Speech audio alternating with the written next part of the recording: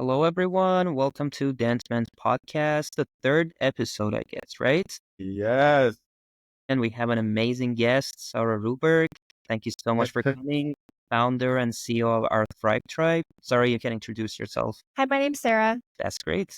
Great. There's nothing much to me.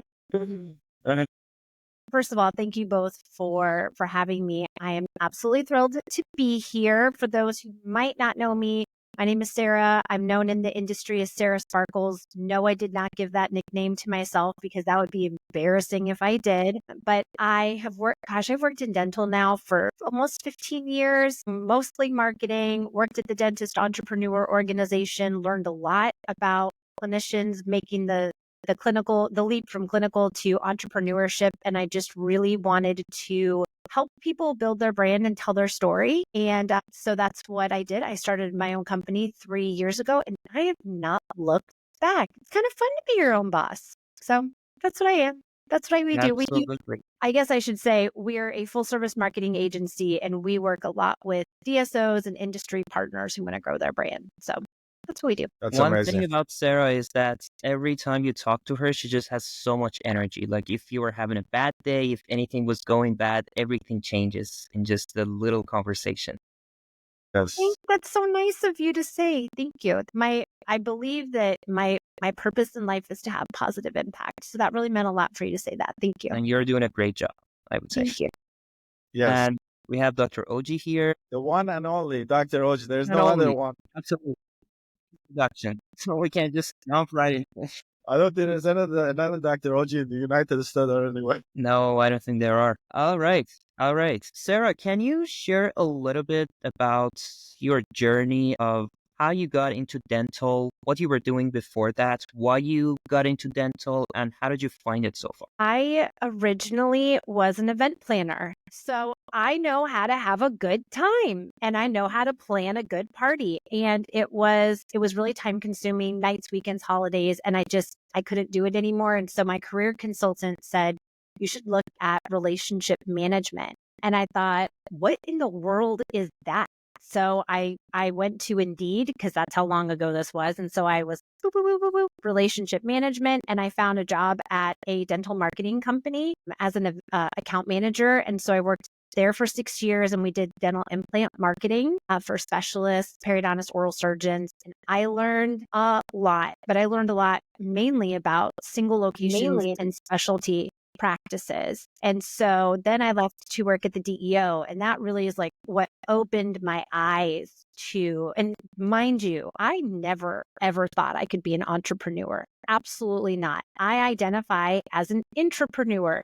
You give me a company that I can be a part of? Yes, I will help grow them. Entrepreneur? No, absolutely not. Not this girl.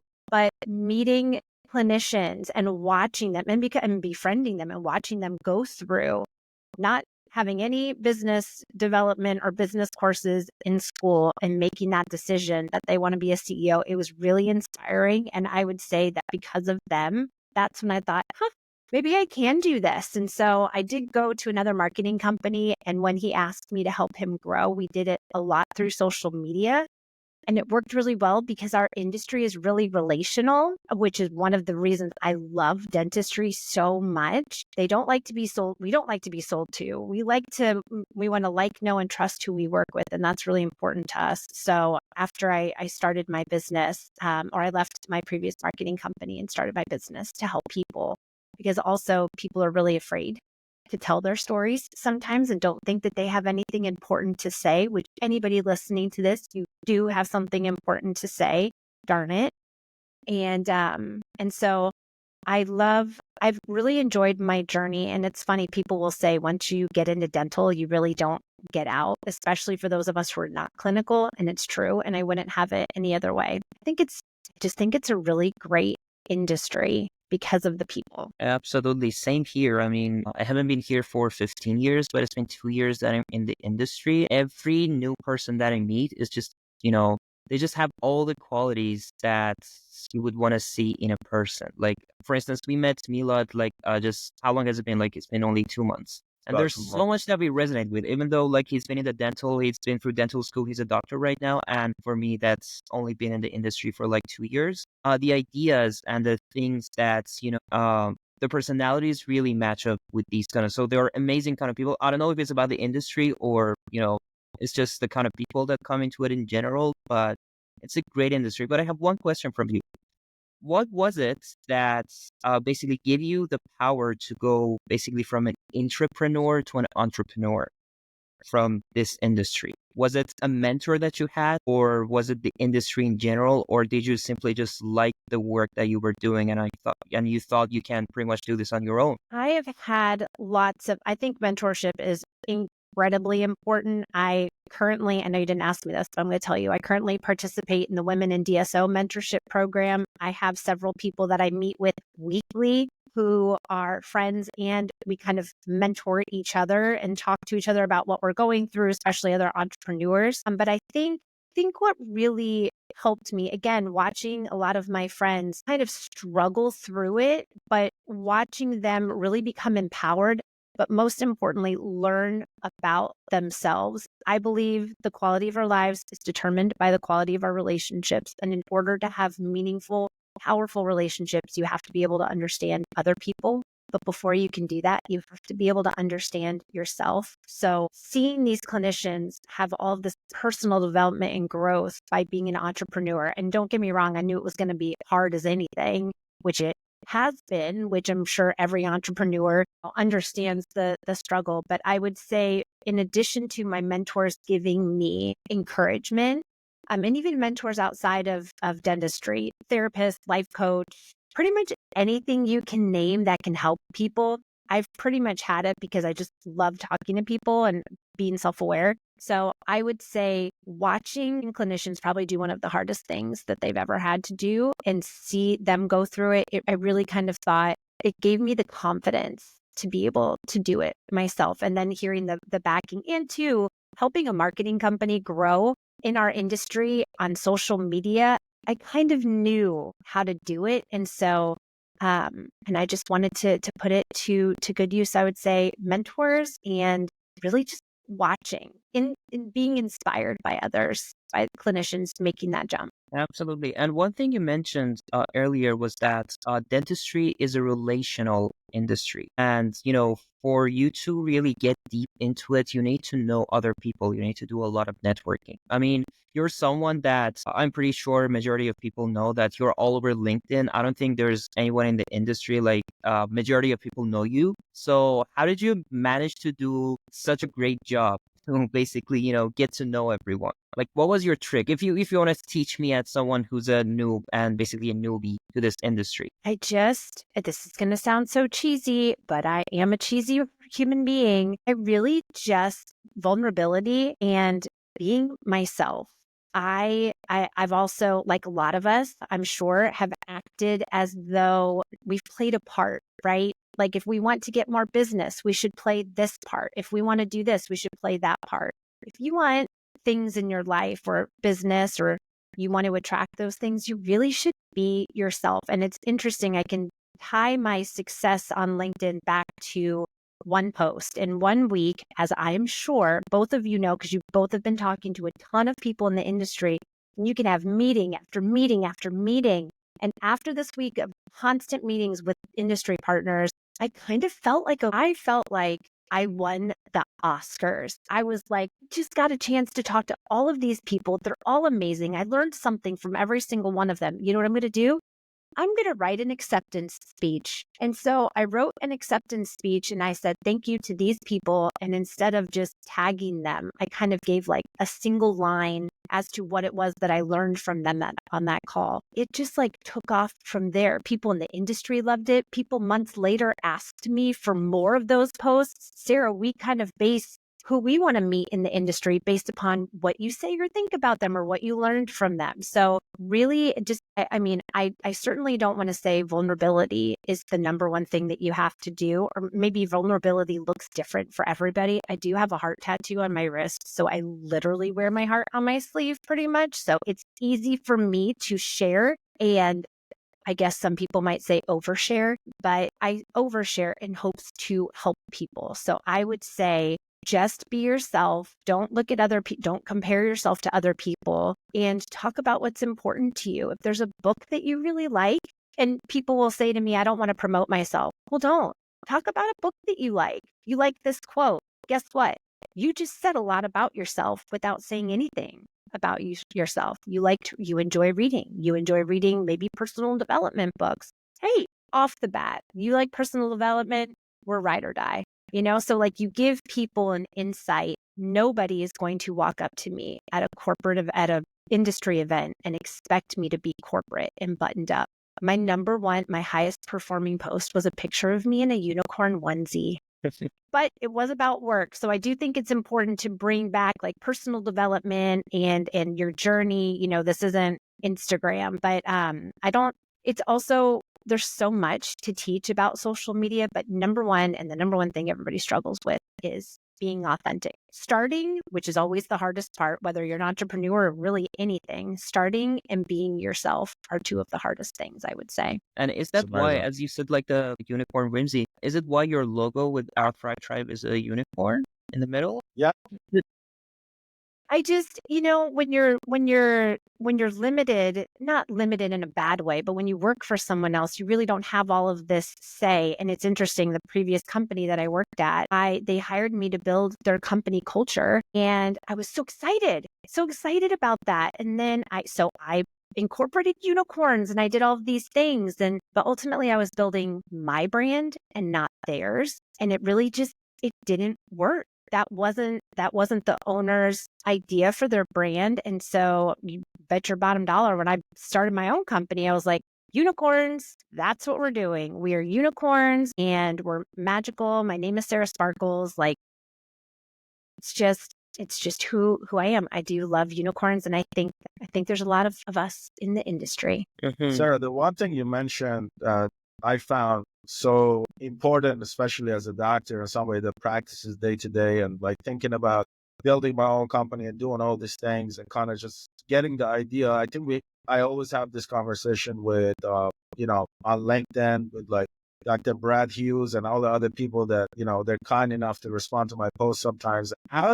This is such a like important question. And I think at least for me, it's important to kind of know, how do you build a culture within an organization when they're just starting brand new, when they're just a simple name, like Allo AI, Dentment, a Bright Spot, whatever it is? How do you build a strong culture right out the gate? And you're essentially giving them the power to build just around that in the perspective of your experience. How do you think you do that? It can be messy. Culture is one of the hardest things to really like nail. I mean, and I didn't do it right. I didn't even come up with my core values until I was 2 years into business. So like, what was my team? What was I thinking? I couldn't really say like, oh, I'm going to hire and fire by my core values because I didn't have any. And so I think, so I had this conversation with someone the other day. I really think core values is something that's really important to establish, and you can change them, you can evolve, but whatever is important to you as a founder, co-founder, if there's two of you, I think really identifying, and not the traditional like integrity and honesty. Like, no, if you like the color blue and you want your entire company and all the team that works with you to love the color blue, that could be one of your core values if you really wanted it to. Yeah. Because maybe blue is, that important to you. So I think it's important to establish your core values at the beginning, especially when you're a new company, because you're essentially building the plane while you fly it. And so you're in two, which can also kind of shape your culture. In a stressful environment, some people rise to the occasion and then other people fold like a soft taco. And so then maybe you just kind of like it can also build and establish itself, if that makes sense. That makes absolute sense. Yeah. And then go ahead, Master. Sorry. Go ahead. Yeah, I was just going to ask about the core values. This is something that Milad can also relate to. Many dental graduates that get out of school Like, majority of them just become a dentist. They start practicing at one clinic and they just sit there, they stay in their comfort zone and they never get to know the business of dentistry and basically growing within the industry. What core values do you think they should have, or if I may, they should adopt to basically be able to grow within the industry and not just to, stay a practitioner forever? Well, yeah, because you kind of have being a clinician is really hard on your body. And I mean, hygienists, clinicians, dentists, like all of those kinds of things. So something you just said, and I know you didn't ask me this, but I do think it's really important. And I don't know if they talk about this in dental school. You have to have a backup plan. I know that there are individuals who are retired dentists in their 60s, and I am sure they're in a lot of pain. And so it's important, I think, to have some form of not a backup plan, but like an idea for your next step. Continuously be learning. And maybe it's not that you want to own your own business, but maybe you want to be an associate at a group dental practice. If you're going to be an associate, you should look at the different models that they have. Is there equity? Are there these things? So I think that there's different options, but before determining any core values, I would want somebody to think about what is it that they want. And I know right out of dental school, they're not, I didn't even know what I wanted until I was 40. So I'm not expecting, like recent grads to figure out their lives. But I do think it's really important for people to start thinking about that. And it's never, I'll say this to anyone, whether what you're doing now is for now or for forever, it is never too early. And it's never too early. It's never too late to start building your personal brand, because you just never know where it could take you. Even if you are a clinician for your entire life and you decide you want to retire at 40 and you don't want to do anything else, cool. But then what if you do? You're building this network of people. You're building a network. You could speak at events. You could attract more patients or employees. So I think I'm kind of changing your question a little bit, or changing my answer. I think before thinking about core values, think about what interests them, what they want to do, and start kind of building their personal brand, which also I have seen when you build your personal brand, we all think maybe we know what we want, right? Like I originally wanted to work with dental practices and help them with their social media. And as I'm posting more and more on LinkedIn, a lot of vendors approached me and said, you should actually help us instead. The industry and your network can tell you sometimes, hey, this is what because they, it's like we see ourselves, right? We're our own worst critic. We see ourselves. But then when other people see us, they might be like, wow, what you can do, why don't you try doing this? And it kind of opens our eyes. So that's another thing. It gives you options. And so I would highly recommend that people look at what it is that they want to do and start building their personal brand, because it can essentially benefit them in every way. Absolutely. You mentioned, the building of the personal brand. Why do you think that's very necessary for a dentist to do? Because irrelevant of what they're trying to do, whether they want to have their own business or whether they want to become an associate or whatever path they want to follow, it's very crucial for them to have that personal brand. And why do you think that is? Well, if they do decide that they want to own their own practice, also when you think of like your overall practice brand or even your culture, you as the owner, it's you, it's your voice, it's what's important to you, right? Like I made the mistake because I just didn't know and I was just so excited. I can't build somebody else's culture. I'm a totally different person. And so the reason I love building personal brands is because I get to help people understand themselves better, and then therefore have better relationships and hopefully have better lives because they can understand people. And so when you're building your personal brand, not only does it help you, I believe, have a better life, but it also gives you an opportunity to even be better at identifying your personal brand. The more self-aware I get, plus I learned a lot from the DEO, I'm a visionary, which for a long time, I thought there was something wrong with me. All I do is I have ideas. I can't get them done. I'm creative, but like nothing happens. And when I learned that that's actually a thing, and usually people who are CEOs or entrepreneurs are visionaries, like I didn't know that. So I learned a lot about myself, and I also learned what things I wanted to implement in my culture, what was important to me.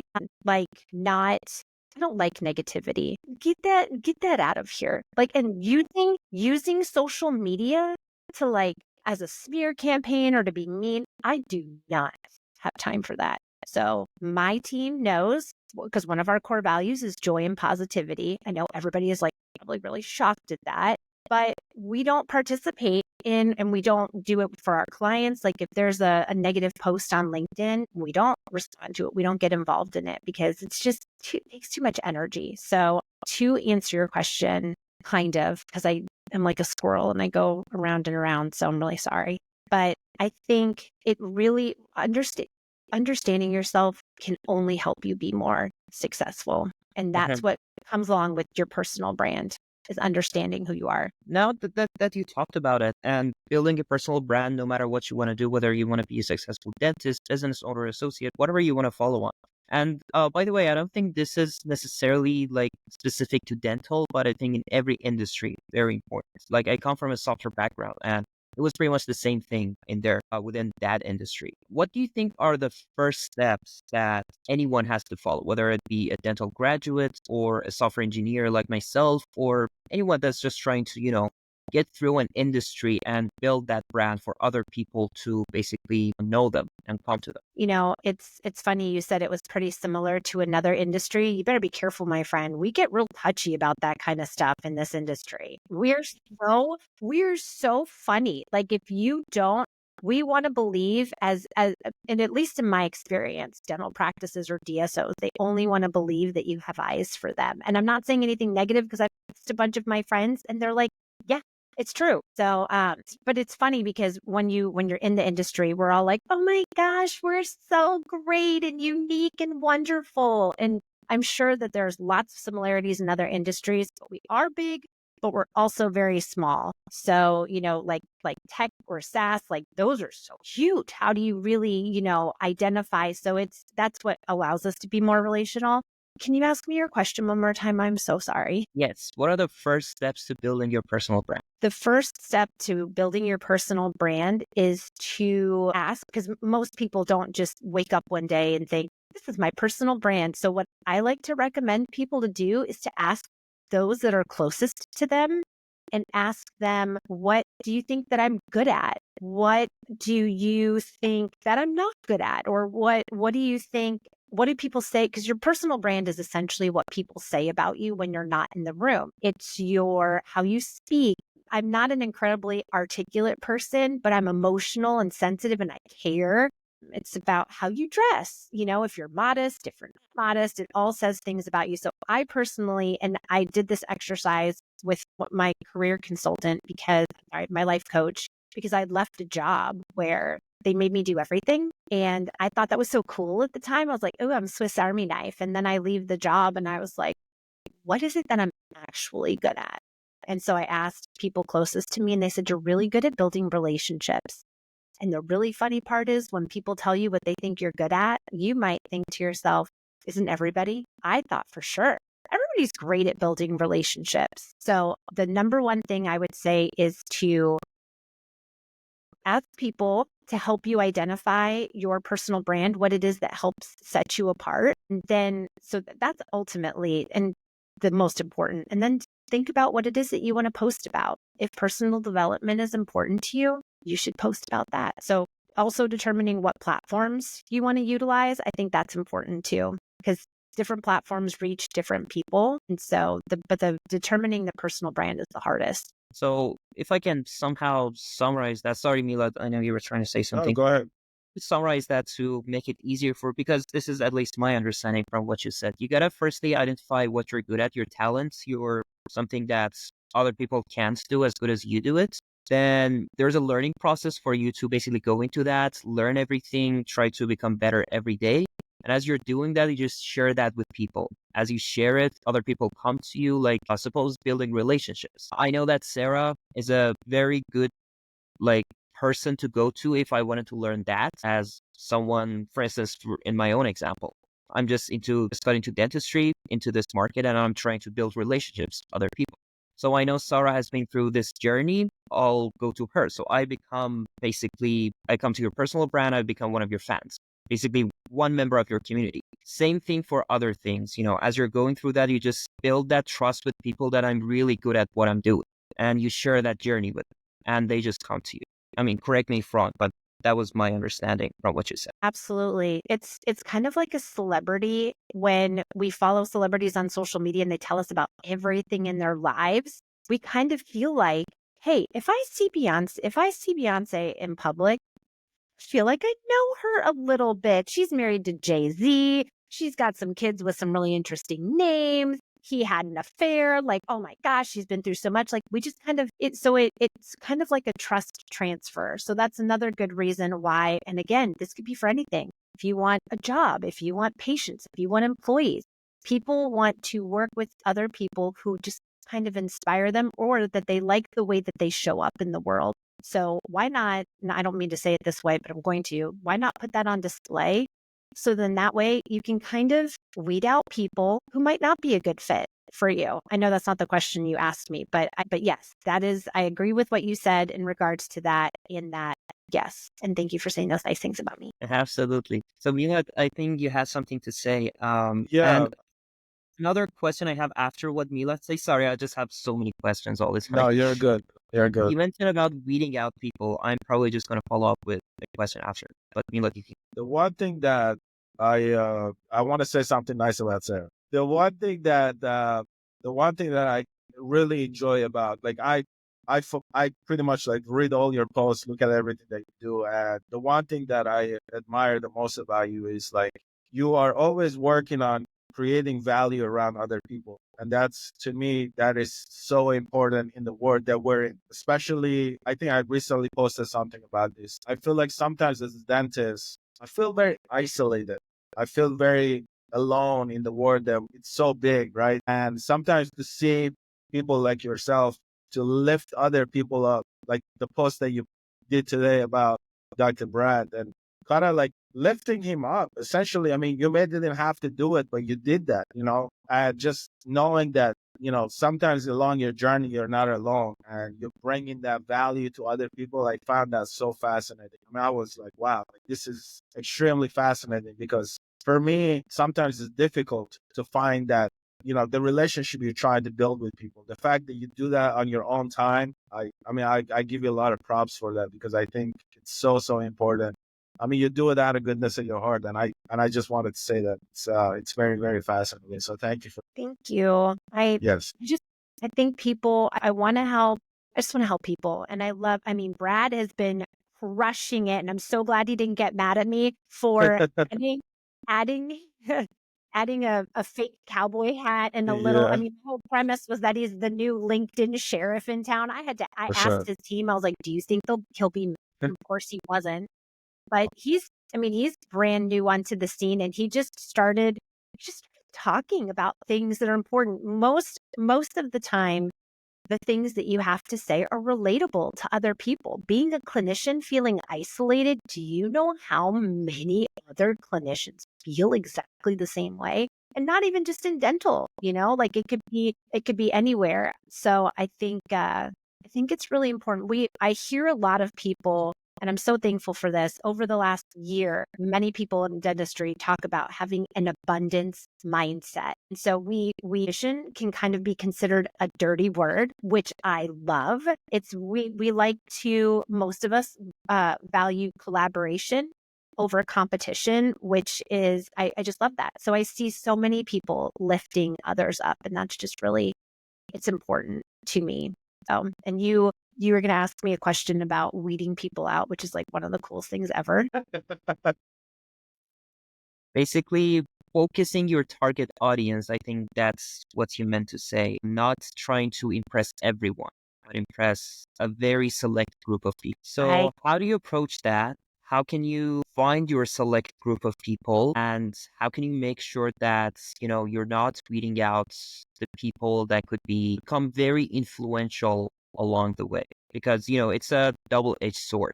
Like, from one side, it's going to be okay, but from the other side, you could also cut yourself through. Yes. And I think there's kind of, I have two answers. I'm a firm believer in niching down. I know, I don't want to say it's controversial, but I know not everybody believes that. But my niche is not just dental and it's not just in the DSO space, but I also specifically work with industry partners, and that's worked really, really well for me. We do work with some DSOs, but I think when you're first starting in the industry, yes, you should cast a wide net. And one of the most exciting, not exciting things to go through as an entrepreneur is really identifying who you do and don't want to work with. Because when you're first an entrepreneur, yes, we say yes to everything, right? We say, yes, you want us to do that? Sure. I don't know how to do it, but I'm going to figure it out. Yes, we're going to do it. And then over time, you just kind of identify my personality with that personality doesn't really match, or we don't have the same beliefs. Some people don't care about that. I kind of do. If you don't have a really strong moral compass, I don't know if I really want to work with somebody like that. So I try to show people that I have a strong moral compass, or that I'm not a super serious person. So if you're a serious person, my guess is you're probably going to steer pretty clear of me. And that's probably a good thing, because we would not mesh very well. So you really, and that again, that's not just with clients, it's with patients, it's with all sorts of things. So I think it's important you can attract opportunities, but you can also, by letting people know who you are, it's like dating. So many people, based upon their political preferences, like, I mean, it gets real heated, and, they're just like, oh, I'm just looking in the profile and I see that you voted for this person. I'm out. I don't want to talk to you. So it's kind of similar in a way. How do you think, Sarah, how do you think like the social media in general, how do you think it has changed the way people do business? Because as you know, the social media stuff, it's been around for a couple of years, right? Back then it was just like newspaper, yellow pages. And now with everything with social media, how, at least in the marketing standpoint, how has that been in a sense positive for the industry? Oh my goodness. Well, you'll hear people say the dental industries, we're like 10 years behind everybody else. And so I was fascinated. LinkedIn is actually the oldest still in use social media platform, and it turned 20 last year, which is kind of crazy, because if you would have told me, Sarah Louise, you're going to be spending all of your time on LinkedIn, I would have said, that's crap, because I am an Instagram girl and that's what matters most to me. And when I started to use LinkedIn, I'm not saying I revolutionized anything, but I have seen it over the last 2.5 years like become the place. And it's cool because it's still, we're still able to be in that early adopter phase. And so, which is so important. If you get on that train first, like you were just riding it. And then those people that are like waiting until like halfway through, it's like we're already not on top, but we're already experienced in it. So I think so many people have come to LinkedIn in this industry, and I've just seen it more and more. And it's great because it's not so personal to where we're like, we know about everyone's kids and what they're doing, but it's a place for us to learn about one another. And as you're traveling in the industry, there's what we call road warriors is what we call ourselves. You see the same people over and over again, and then you start to see them on LinkedIn. And so you ultimately kind of can't get away from them. So, which is great. And that's when people say, I see you everywhere on LinkedIn. So I think it's changed in such an amazing, wonderful way for us that we weren't able to communicate. Brad Hughes, people can reach out to Brad Hughes. Maybe this poor man. If I could get paid for the amount of times that I've said that man's name, I could retire. I could probably retire, but him and his team are just doing such a good job. And they're such different people, HR, finance, CEO, like all of them. That's amazing how much they're putting out there. But it has grown amazingly, and to me at least. And I'm really happy. And I think that was the funniest thing. I'm really happy. And so I think it's great. Oh, so silly. I mean, appropriate for me to say, but still silly. So I think, I think COVID actually had a lot to do with it too, really impacting the industry as far as, hygienists who are furloughed and now are at home and now decided that they don't want to go back to work and be chairside. So what else can they do? And so they're networking more on LinkedIn and things like that. And then I just think our industry, like when COVID first was kind of, I don't want to say over, but when Dykema, Brian Kalea was like, we're having Dykema in person, that's it. I don't care. We're doing it. And it was the most amazing energy. Just people were so excited to be around other people and in our industry. And there's been great friendships that have been forged all through even just LinkedIn. So I think it really just gives us an opportunity to extend our networks and just and so I think it's LinkedIn, oddly enough, has grown so much and so many of our industry is now utilizing it. So for somebody that just starting out, just if from your perspective, you had to give them advice. I'm coming out of dental school or I'm in dental school. When I was in dental school, focus was like Snapchat and everything else. For somebody that is like in dental school, coming out, and now they want to start on LinkedIn and build their brand, what are some of your kind of recommendation and suggestion of how they can kind of maneuver themselves around LinkedIn and building that platform for themselves?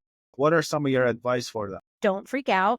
Don't be overwhelmed. I post 5 days a week, but guess what? You don't have to do that. So I think some of the most important things are to get your profile. Well, first of all, use an updated picture. Again, like dating, nobody wants to be catfished. So update your picture. And I know there's a lot of people in the industry who haven't updated their picture, including myself. I think in my headshot, I'm blonde. Clearly not anymore. Only change it so that people aren't shocked when they see me. But I think you can put a lot of effort into your profile, but you can also just put effort into a few things that make a difference. So your picture, your headshot, you should have a picture behind your photo. You should have your headline, to me, is what's most important in LinkedIn. And that's what's right underneath your name. So when people say CEO of XYZ, who cares? If I don't know what XYZ company is, I certainly don't care that you're the CEO of it. So you're a dentist. Okay. Or you can even, you guys are lucky, you can even put it in your name if you want to put DDS, DMD, doctor, all those kinds of things. So make sure that you get your profile to like 70% and LinkedIn. Oh, I also suggest having LinkedIn Premium, not sponsored, nothing, but it's super valuable to have, I believe, because you can see the last 90 days of individuals who've looked at your profile. And if you want to make sure that you're reaching the right people, you probably want to have a view or look at who's looking at your profile to make sure that you are doing the right thing. I would focus on maybe like posting once a week. And I'm saying simple things because I know I can complicate the heck out of things. My boyfriend tells me all the time that I do that. And so, but I just want to give everybody like all of the information so they'll go do it. So I have to remind myself that small manageable chunks. So profile, make a schedule of posting once a week. But to me, the most valuable thing that you can do on LinkedIn to build your network is to talk to people. And I don't mean responding to comments that are made on your post. It's like a networking event. Go out there, find people to engage with. So join groups that like ADA or ADSO if you're interested in moving in the group practice space. Look at maybe if you identify with if you see Brian Kaleo is active on LinkedIn, you can actually look at who he engages with. So maybe you go and engage with those same people. And so I encourage 3 to 5 engagements per day. I mean, Milad, you've been doing that a ton. Have you noticed anything like by doing that? Absolutely. I mean, my LinkedIn, like my following on LinkedIn went up in the past few months since I've been so involved. I've been talking to people. I mean, think about it. 2 months ago, I did not know Masood. I did not know you. I did not know Craig. And then one day, Masood reached out. We started talking, and then this whole thing came about. I mean, the power of LinkedIn and what it can do, it's amazing. I mean, Craig reached out to me one morning. I was just sitting. He's like, "Hey, what are you doing? Let's just chat." I'm like, "All right." And then there we go. Me and you got connected through Craig and everybody else. It brought all of us together, and it's amazing. It's absolutely amazing. Yeah, it's exactly as you said. It's like a networking event, but in a digital realm. You can do it. You can do it in bed in your satin pajamas. If either one of you don't have them, you should go get them because they're amazing.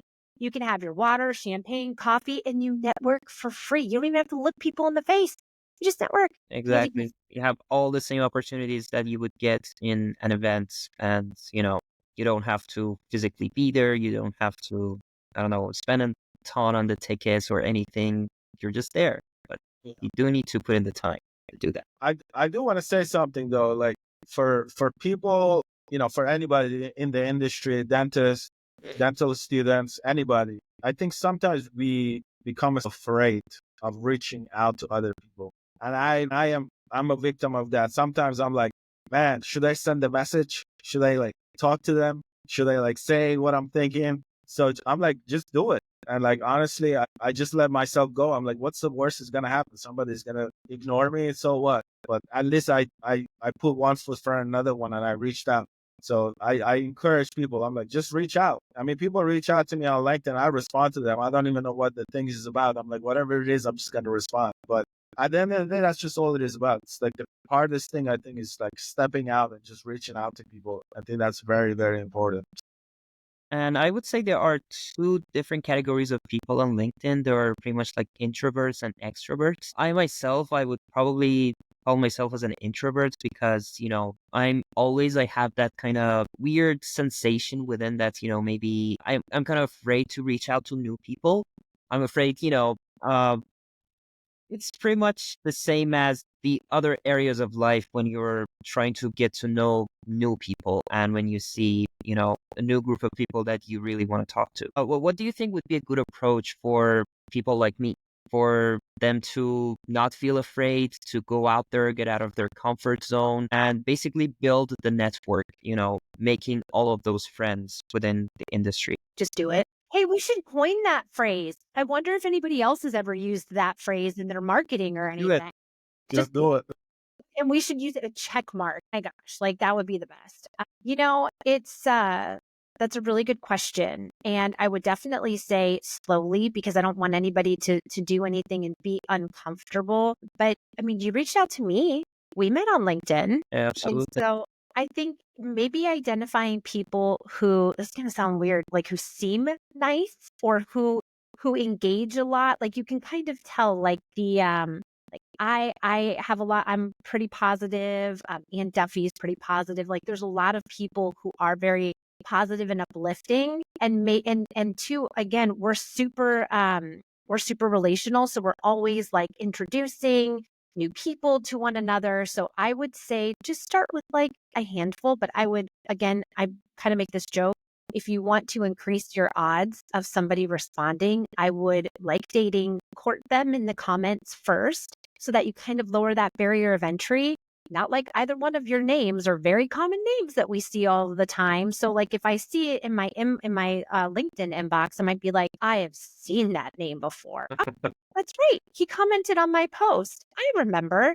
I'm going to respond because it just kind of, you're not a stranger, if that makes sense. So I would start with outward engagement and just kind of get used to that first. And then start to reach out to people that you think would be a good fit. Or you can call your good old friend Sarah Ruberg and ask her who she thinks that you should talk to and who all the nice people are. Well, I'll tell you who to talk to and who not to talk to. Okay, Sarah, can you tell us the one to not to talk to? Yeah, maybe after we're done recording, we can do that. Now, but I can't really think of very many people in our industry that I would say do not talk to. Like everybody has their own things and maybe we don't all agree, but I believe that as a whole, it's a great industry, all moving towards wanting to. I mean, you don't go into dentistry because you don't care about people. I mean, to look in people's mouths all day, you probably care a lot about people and you don't want them to talk.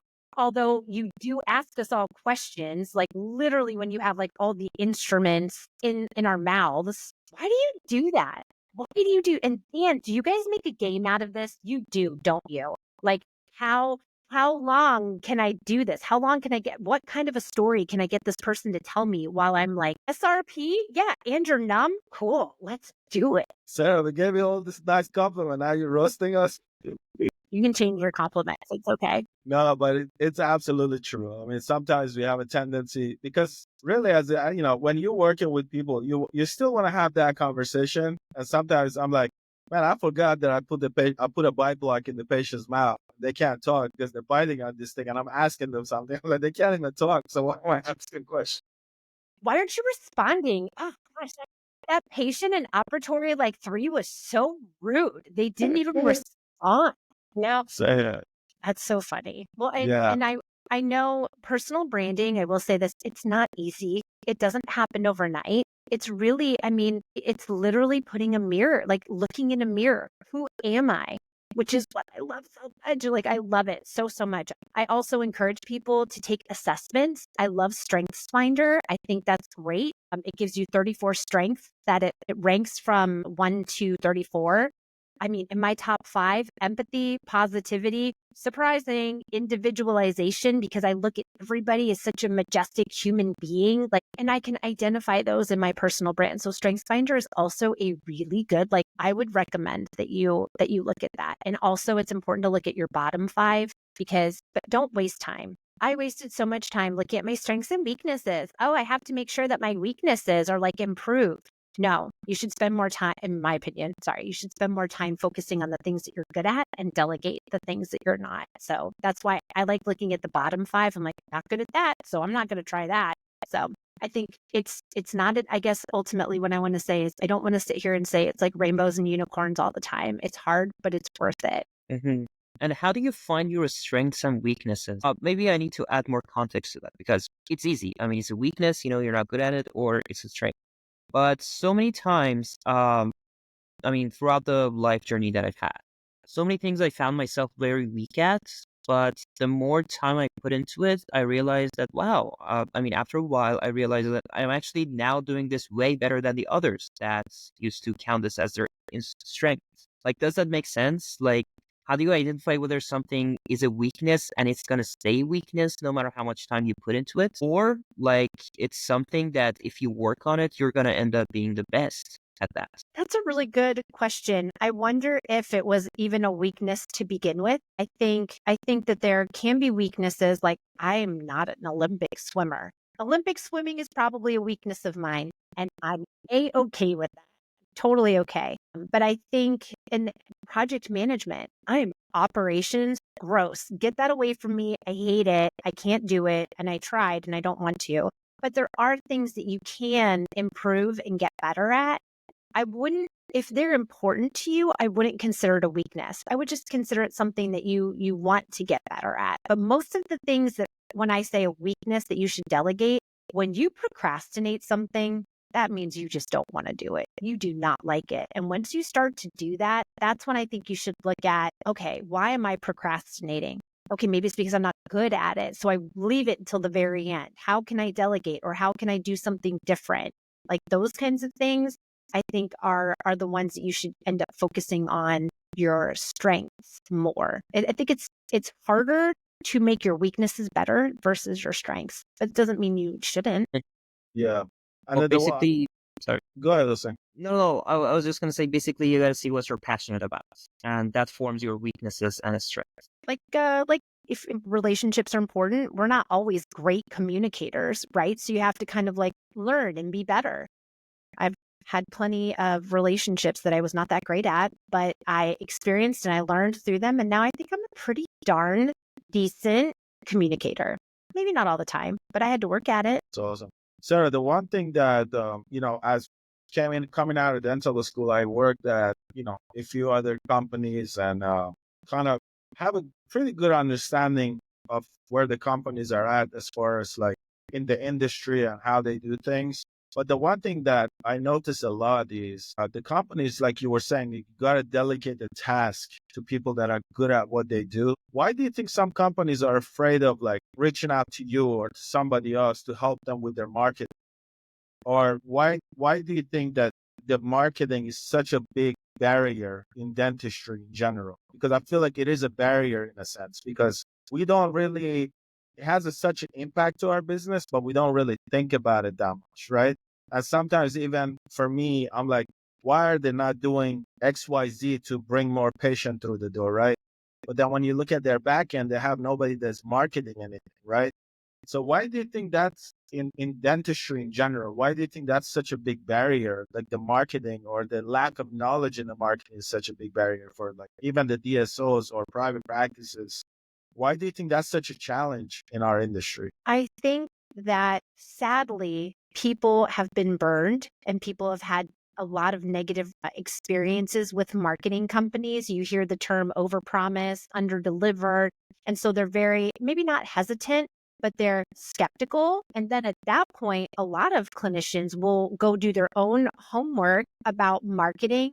And then therefore, when they do work with a marketing company, they, oh gosh, I don't want to say that they think that they know, but like they end up being more involved and tending to question things because they do know things. And so I think, and then too, once if you're, even if you have somebody who's doing your marketing, and then even if it's working, and then you're like, oh my gosh, EBITDA, it's like or we're struggling with numbers. Marketing's usually like one of the first things on the chopping block, interestingly enough, because also I think there are certain things that are hard to track. You'll hear when I worked at the DEO, everybody was asked, how do I determine ROI with marketing? And a lot of people really struggled to give that answer. It's tough. Some things are behind the scenes and not in front of the scenes. So I think when people might be afraid of it because they don't understand it, but also I think people might be afraid because they don't know what makes them different. And when I work with a client, clinician, practice, individual, or industry partner, I'll ask them, what's your unique selling proposition? And most of the dental practices are like, well, we use advanced technology. Everybody does. We care about our patients. Well, I hope you do. They write your checks. So I think a lot of people struggle with how to even market or what to market because they don't know what sets them apart. When ultimately the number one thing that sets all of us apart is ourselves. That's amazing. That's amazing.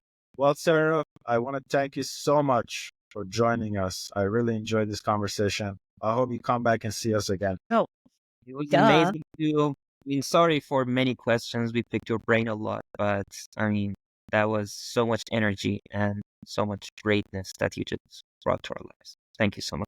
Thank Gosh, you, Sarah. just want to get on a call with you guys to like pump me up every day. But yes, thank you. Thank you Thank you. guys so much. I really appreciate it. And anything I can do to help, I'm happy to do. Thank you so much, Sarah. Thank you. you. We'll Appreciate it. see you next time.